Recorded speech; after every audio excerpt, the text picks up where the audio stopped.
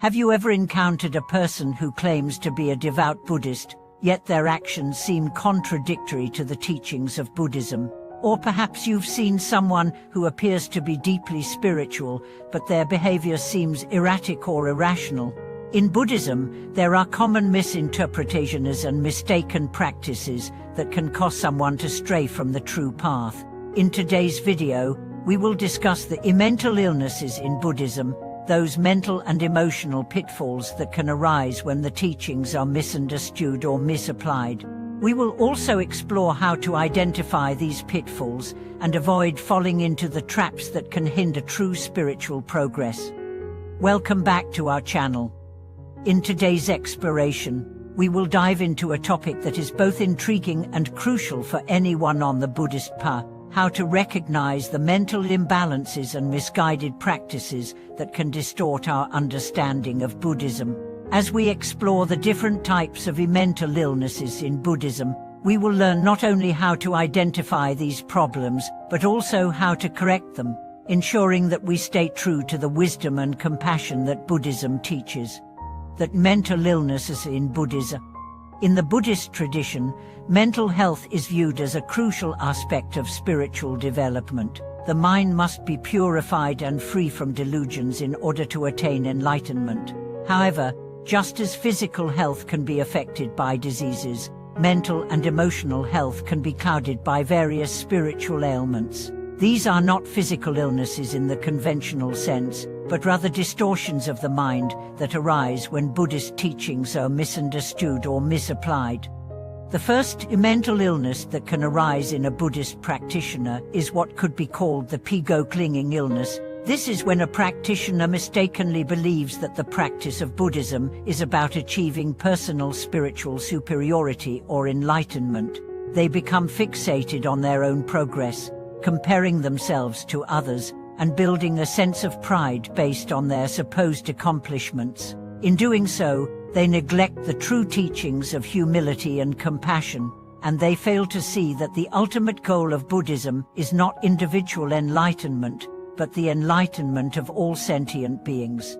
That delusional illness is another form of misinterpretation that can arise in Buddhist practice.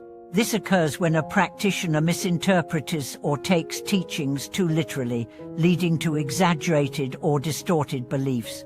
For example, a person might become obsessed with achieving supernatural powers or believe that they are somehow beyond ordinary human experiences. These delusions are often rooted in pride and desire, and they can lead the practitioner to ignore the true nature of Buddhism, which teaches that liberation comes through understanding the impermanence and emptiness of all phenomena, not through gaining power or control.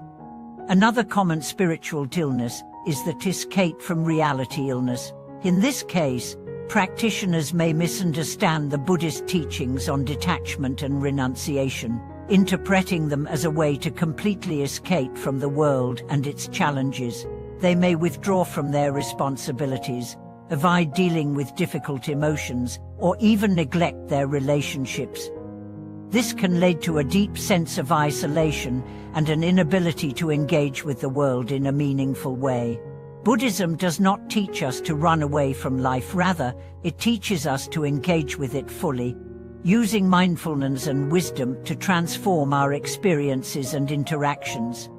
That victim mentality illness can also be a significant obstacle in Buddhist practice. This occurs when someone believes they are constantly suffering because of external circumstances or the actions of others. Instead of taking responsibility for their own actions and choices, they become fixated on blaming others or on viewing themselves as a victim of fate. This mentality can hinder their progress, as it prevents them from seeing the connection between their actions and the consequences they experience. Buddhism emphasizes the importance of understanding karma, the law of cause and effect, and recognizing that we have the power to change our future by transforming our minds and actions in the present. Lastly, there is the misguided compassion illness, which occurs when a practitioner mistakes self-sacrifice and martyrdom for true compassion. They may go to extremes in helping others, often at the expense of their own well-being. and neglect the importance of self-care and balance. True compassion, in the Buddhist sense, is not about sacrificing oneself to the point of self-destruction. Rather, it is about cultivating a compassionate heart that seeks to alleviate the suffering of others without becoming overwhelmed or consumed by that suffering. Recognizing and avoiding the pitfalls of Buddhist practice.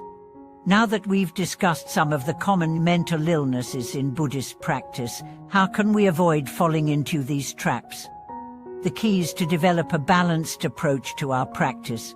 Buddhism teaches us the importance of the middle path, avoiding both extremes of indulgence and asceticism. This middle path helps us maintain mental and emotional balance, ensuring that we engage with life in a way that is both meaningful and grounded in wisdom.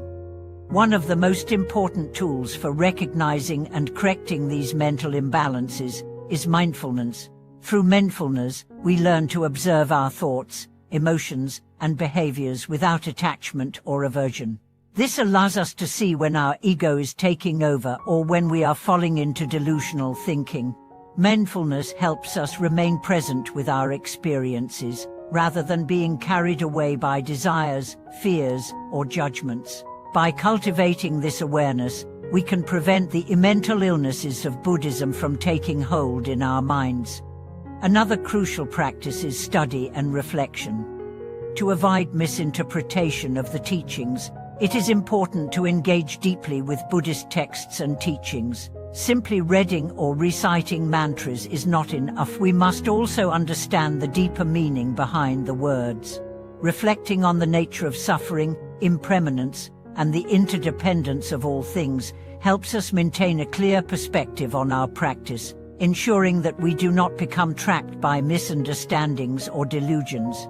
Compassionate action is also an essential aspect of preventing spiritual imbalances. True compassion is not about escaping reality or focusing only on our own spiritual progress. It is about seeing the interconnectedness of all beings and striving to help others in whatever way we can. By engaging in acts of kindness and service, we can prevent the ego from taking control and ensure that our practice is grounded in the intention to alleviate suffering for all beings, not just ourselves. Lastly, it is crucial to maintain a sense of humility and self-awareness. Recognizing that we are all on a path of learning and growth helps us stay open to correction and guidance. If we find ourselves becoming prideful or self-righteous in our practice, it is important to step back and reassess our intentions. Buddhism teaches that no one is perfect, and the path to enlightenment is one of continual refinement and self-improvement.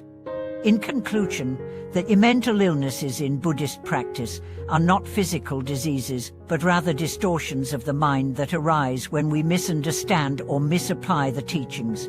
By recognizing these pitfalls and developing a balanced approach to our practice, we can avoid falling into these traps and continue on the path of wisdom, compassion, and enlightenment. Buddhism offers us the tools to clear the mental fog and cultivate a mind that is free from delusion, attachment, and pride. Thank you for watching this video. We hope that this exploration into the mental illnesses of Buddhism has helped you gain a clear understanding of the common pitfalls in spiritual practice and how to avoid them. Please feel free to share your thoughts or personal experiences in the comments below, and don't forget to subscribe to our channel, like, and share this video to help others on their journey.